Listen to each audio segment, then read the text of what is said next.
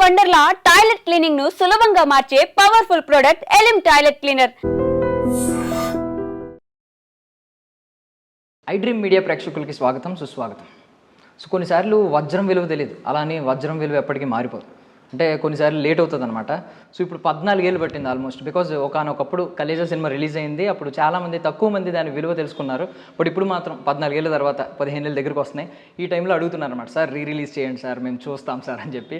సరే మరి చూద్దాం. నాతో పాటు ప్రొడ్యూసర్ సి కళ్యాణ్ సార్ ఉన్నారు, మాట్లాడేద్దాం. హాయ్ సార్, బాగున్నారు? నమస్తే సార్. సార్ ఇప్పుడు ఇంకా ఎగ్జిబిటర్స్ ఒకటి అవుతుంది కదా సార్, ఇప్పుడు జూన్ నుంచి ఇప్పుడు ఈ మంత్ ఎండ్ నుంచి కొంచెం స్ట్రైక్ చేస్తాం, బంద్ చేస్తాం అంటున్నారు. మరి ఈ సందర్భంలో రిలీజ్ అవుతుంది అంటే మనం శుభసూచకంగానే ఆలోచిస్తున్నాం కలేజా రిలీజ్ అవుతుందని. మరి ఇది ఏమన్నా ఇష్యూ అవుతుంది అంటారా? దీని ఎఫెక్ట్ ఏమన్నా మన మీద పడుతుంది అంటారా? 100% స్ట్రైక్ లేదండి. లేదు, స్ట్రైక్ లేదు అని ఛాంబర్ ద్వారా డిక్లేర్ చేసాం. అంటే ఇది చాలా బాధాకరమైనటువంటి ఇది. చాలా ఇప్పుడు నువ్వు దాన్ని కెలికి నన్ను ఇప్పుడు దీంట్లో తీసుకెళ్తున్నావు తప్పితే, ఇది తెలియకుండా ఏదో దాంట్లో పెట్టి సద్దుమణిపోయిన దాన్ని మళ్ళీ నీళ్ళు పోతున్నారు. యాక్చువల్గా ఛాంబర్ ద్వారా ఎగ్జిబిటర్లు మాకు తొందరలో మీరు ఇది చెప్పకపోతే మేము మా థియేటర్లు మూసుకోవాల్సిన పరిస్థితి వస్తుందన్న దాన్ని మాకు 1వ తారీఖు లోపల ఏదో ఒకటి తేల్చి చెప్పండి అన్న దాన్ని డైవర్ట్ చేసి అని బంద్ అనేది క్రియేట్ చేశారు. అసలు ఆ బంద్ అనే దాన్ని అనుకునేదానికి, ఈస్ట్ గోదావరిలో మీటింగ్ జరిగిన దానికి, ఇది జరిగిన దానికి దిల్ రాజు ఎందుకు ఎగ్జిబిటర్ల మీటింగ్ పిలిచాడు ఎవరికి అర్థం కాదు. ఇప్పుడు ఇవన్నీ ఎలాంటివి అంటే, సినిమా ఇండస్ట్రీ సమస్యని ఇప్పటి వరకు సినిమా ఇండస్ట్రీయే పరిష్కరించుకుంది.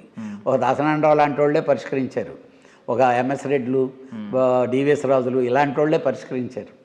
ఎవరు హీరోలు కూర్చొని పరిష్కరించలేదు, లేకపోతే డైరెక్టర్లు కూర్చొని పరిష్కరించలేదు. ఇక్కడ సమస్య మన ఇంట్లో సమస్య, అందరం కూర్చొని ఇల్లు లాంటిదే కదా సినిమా ఇండస్ట్రీ. మొన్న అనుకోకుండా లీడ్ జరిగిన తర్వాత మేమంతా లీడ్ తీసుకొని భరత్ భూషణ్ ఇది అందరం కూర్చొని it is not the correct way, call ఛాంబర్లో మీటింగ్ పెట్టి ఛాంబర్లో మాట్లాడాలి. Chamber is the parent body. ఉరికినే ఎవడో వచ్చేసి ఈరోజు నేను పెద్ద మనిషిని అంటే it is not the right way. కూర్చున్నాం, మాట్లాడాం. వాళ్ళు కూడా సార్ మేము అలాగా అనలేదు, ఇలాగ అన్నదాన్ని ఏదేదైనా ఆ రోజు వాళ్ళు అలా వచ్చినప్పుడు ఎగ్జిబిటర్లో ఖండించుంటే పోయి ఉండేది. ఇదంతా బాగానే జరిగింది, అంతా అయింది, అంతా మాట్లాడాము, ప్రెస్ మీట్ పెట్టాము, అసలు అలాంటిది ఏమీ లేదు. మేము రేపు 30వ తారీఖు ఈసీ మీటింగ్ ఉంది, ఈసీలో కమిటీలను వేసి స్టార్ట్ అవుట్. సడన్గా మళ్ళీ మా ఆంధ్రప్రదేశ్లో పవన్ కళ్యాణ్ గారు నాకు రిటర్న్ గిఫ్ట్ అని చెప్పాను. అసలు పవన్ కళ్యాణ్ గారు సినిమా రిలీజ్ అవుతుంటే థియేటర్లు ఎవడు మోస్తాడండి? అసలు వాళ్ళకి సినిమా లేదు, పవన్ కళ్యాణ్ సినిమా అంటే మూసిన థియేటర్ని తెరిచి సినిమా వేస్తాడు తప్పితే థియేటర్ని ఎందుకు మోస్తారు? ఎక్కడో రాంగ్ లీడ్. ఇదంతా బాగానే ఉంది. ఇది అయిన తర్వాత అరవింద్ గారు నిన్న ప్రెస్ మీట్ పెట్టకూడదు.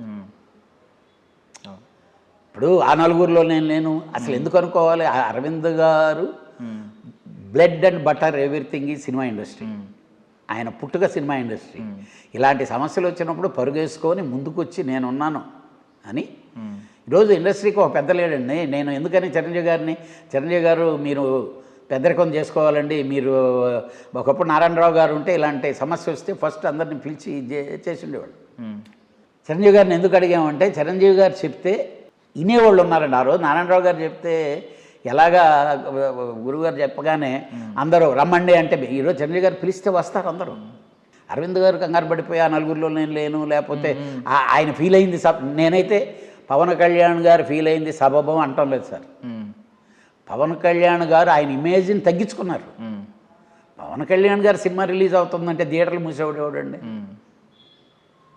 మూస్తాడా ఎవడన్నా? మూసేసి 6 నెలల నుంచి మూసేసి ఉండేవాడు కూడా నేను తెలుసుకుంటా, నాకు వారం రోజులు సినిమా అయిందని అడుగుతాడు.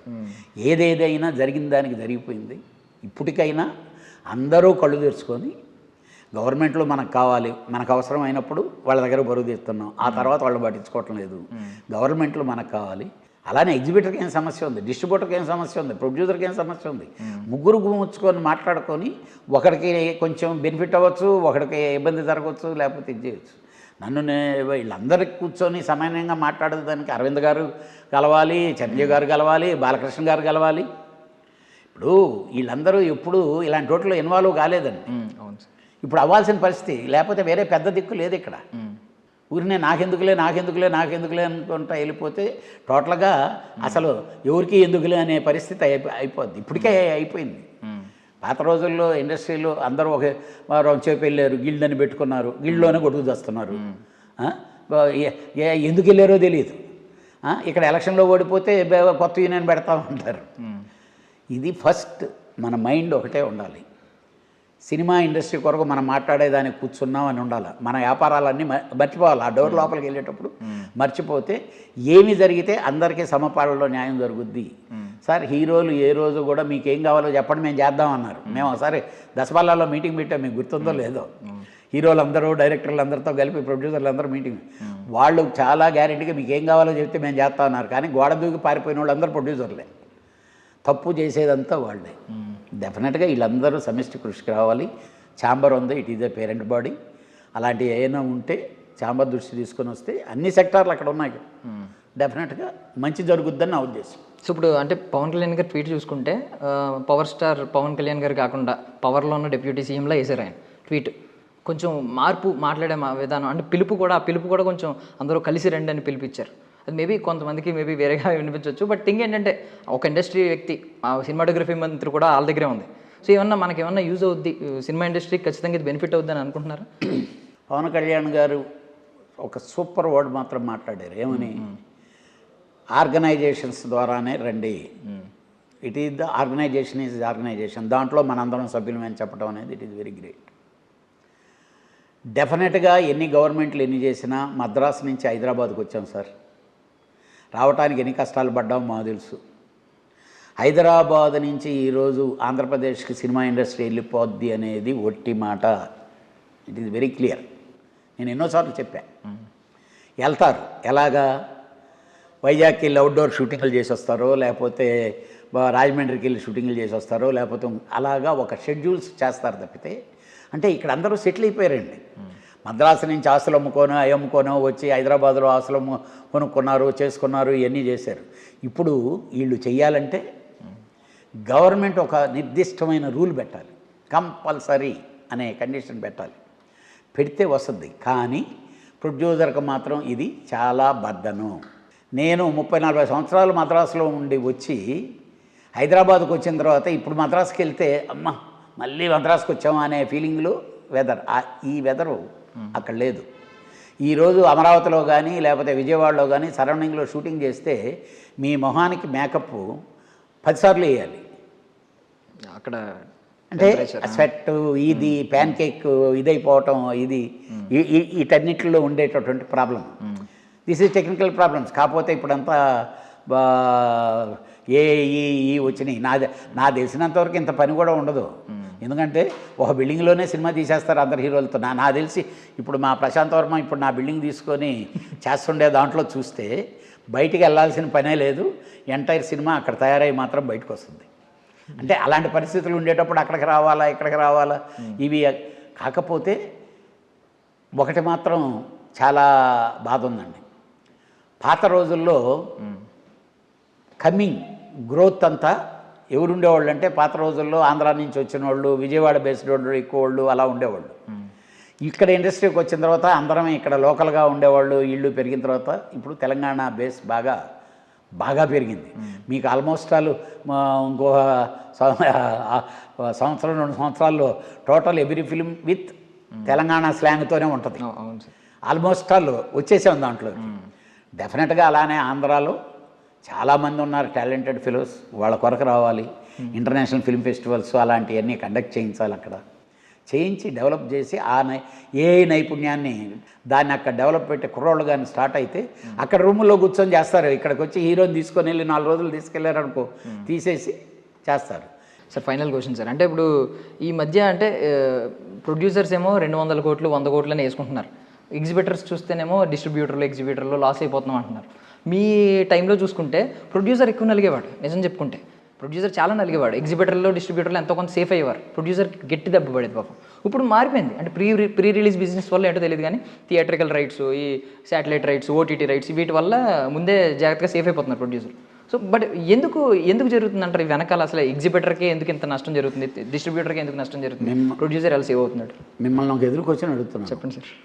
అసలు సేఫ్గా ఉండే ప్రొడ్యూసర్ ఎవరో చెప్పండి. ఇప్పుడు ఈ మధ్యకాలంలో ఈ లాస్ట్ 1.5 year 2 yearsలో సినిమాలు తీసిన వాళ్ళు ఏ ప్రొడ్యూసర్ సేఫ్ చెప్పండి? అంటే కొన్ని ఇప్పుడు లైక్ పెద్ద పెద్ద సినిమాలు ఉన్నప్పుడు ఓజీ లాంటి సినిమా అనౌన్స్ చేసినప్పుడే పెద్ద పెద్ద రైట్స్ అన్నీ ముందే కొనేసుకుంటున్నారు కదా సార్, నెట్ఫ్లిక్స్ లాంటి వాళ్ళు, లేదంటే వేరే. ఇప్పుడు బ్యాలెన్స్ పేమెంట్లో వాళ్ళు కడతారో లేదో అది అడగండి.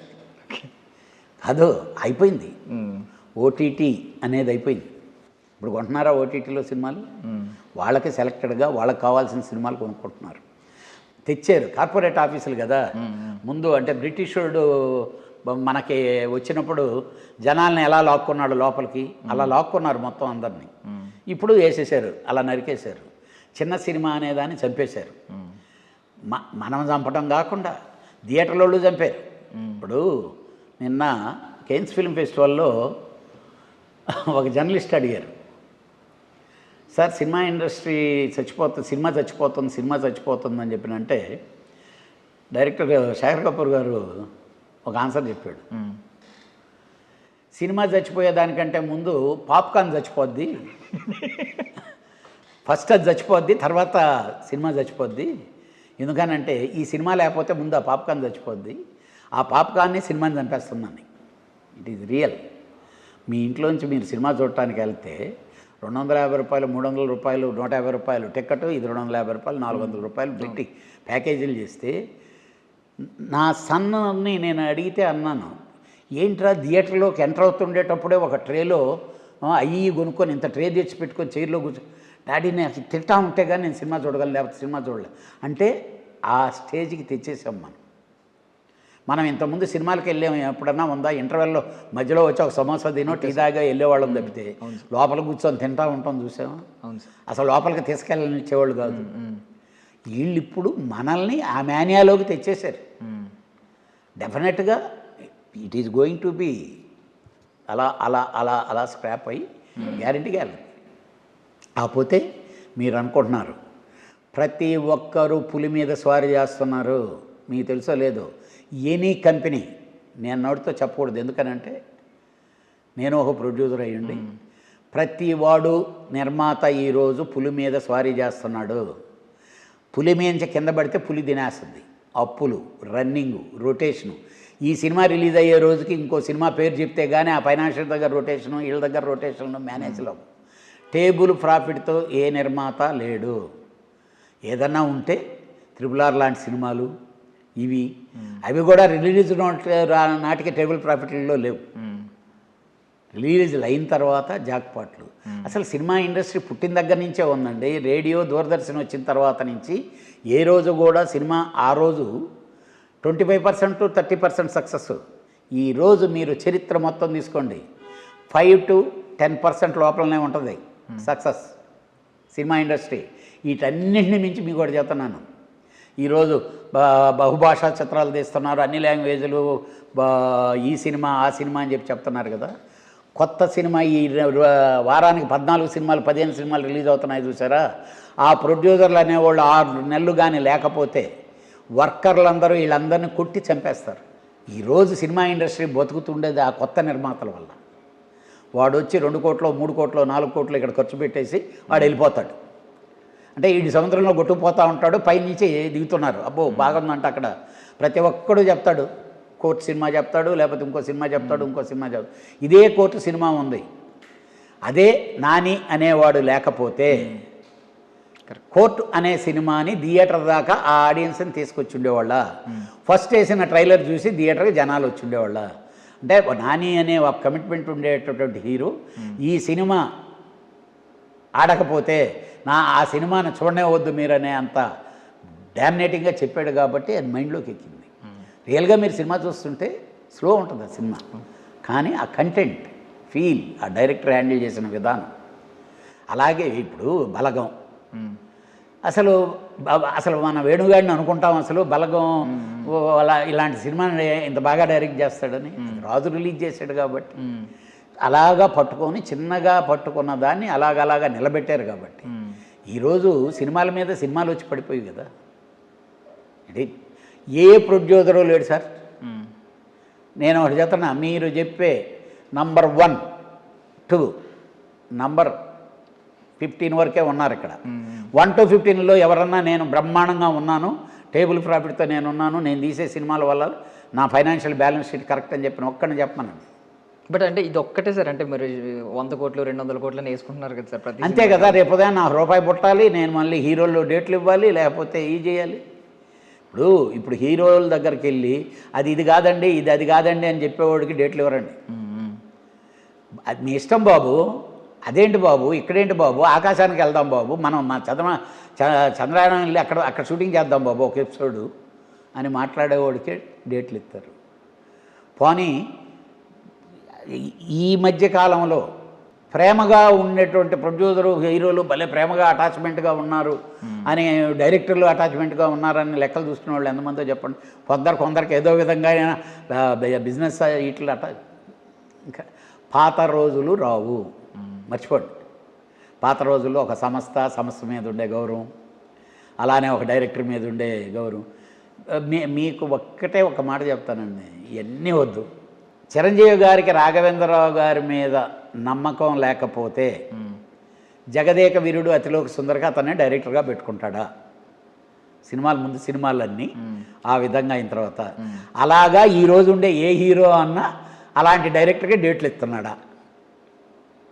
కరెక్ట్. అది ఆ రోజుల్లో డైరెక్టర్ల మీద నమ్మకం ఉండేది. అలాగే డైరెక్టర్లకు కూడా హీరో సినిమా ఫెయిల్యూర్ అయినా హీరో మీద నమ్మకం ఉండేదండి.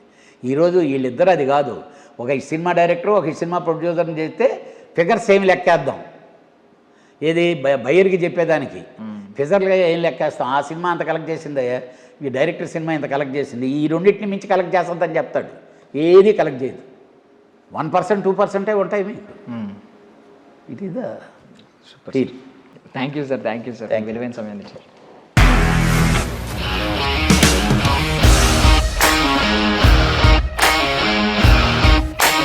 ఇండస్ట్రీలో కమిట్మెంట్ ఇష్యూస్ వస్తే నీకు కూడా వచ్చినట్టు? మార్నింగ్ తీసుకెళ్ళాడంటే కొట్టి పడేశాడు.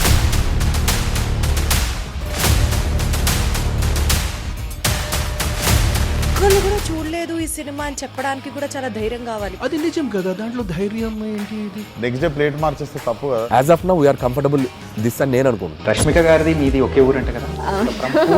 నీకు కోపం వచ్చిందంటే బాగా తిట్టేత్తరా? తిట్టేద్దామండి.